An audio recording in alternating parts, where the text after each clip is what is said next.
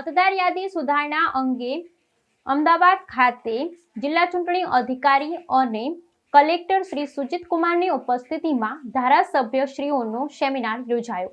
મતદાર યાદી સુધારણા અંગે અમદાવાદ ખાતે જિલ્લા ચૂંટણી અધિકારી અને કલેક્ટર શ્રી સુજીત કુમારની ઉપસ્થિતિમાં ધારાસભ્યશ્રીઓનો સેમિનાર યોજાયો।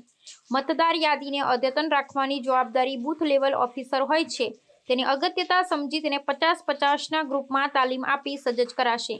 માસ્ટર ટ્રેનર અને સાણંદ પ્રાંત અધિકારી શ્રી ડી.બી. ટાંક મતદાર યાદી સુધારણા અંગે અમદાવાદ ખાતે જિલ્લા ચૂંટણી અધિકારી અને કલેક્ટર શ્રી સુજીત કુમારની ઉપસ્થિતિમાં ધારાસભ્યશ્રીઓનો સેમિનાર યોજાયો હતો।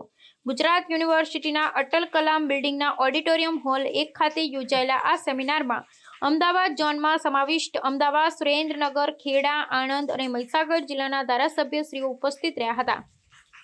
મતદાર યાદી સંદર્ભે માનનીય ધારાસભ્યશ્રીઓનો વિશાળ લોકસંપર્ક અને અનુભવોના આધારે તેમની સાથે વિસ્તૃત ચર્ચા વિચારણા કરી તેમના રચનાત્મક સૂચનો દ્વારા મતદારોના પ્રશ્નોના નિકાલ અંગે માર્ગદર્શન મેળવ્યું હતું।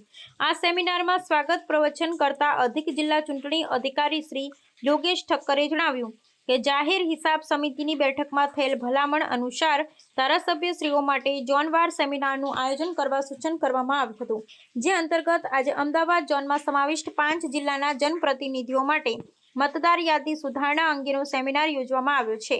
આ સેમિનારમાં બૂથ લેવલ ઓફિસર અને બૂથ લેવલ એજન્ટની કામગીરી અને તેમના સાથે સંકલન, મતદાન મથક પુનઃગઠનમાં 1200 સુધીના મતદારો હોય એ હિતાવહ છે તે સહિતના મુદ્દાઓની વિગતવાર ચર્ચાનું આયોજન કરાયું છે। ચૂંટણીના માસ્ટર ટ્રેનર અને સાણંદ પ્રાંત અધિકારી શ્રી ડી.બી. ટાંકે જણાવ્યું કે ચૂંટણીની સફળતાનો મુખ્ય આધાર મતદાનના દિવસે શાંતિપૂર્ણ મતદાન યોજાય છે।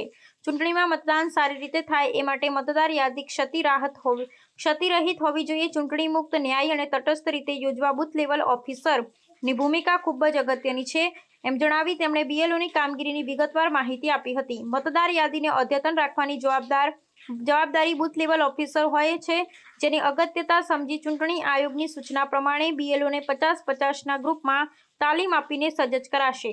તેમણે બૂથ લેવલ એજન્ટ અને ની નિમણૂક અને કાર્યપદ્ધતિની માહિતી આપી બીએલઓ સાથે સંકલન સાધવા પર ભાર મૂક્યો હતો। તેમણે કહ્યું, બીએલઓ દ્વારા ઘરે ઘરે ફરી મતદારોની મુલાકાત લઈ મતદાર યાદીની ચકાસણી કરવામાં આવે છે। મતદાન મથકનું પુનઃગઠનમાં શક્ય હોય ત્યાં સુધી મતદારના રહેણાંક વિસ્તારમાંથી મતદાન મથક 2 કિલોમીટર દૂર ન હોવું જોઈએ અને 200 મીટરના અંતરમાં કોઈ રાજકીય પક્ષનું કાર્યાલય ન હોવું જોઈએ તેમ તેમણે જણાવ્યું હતું।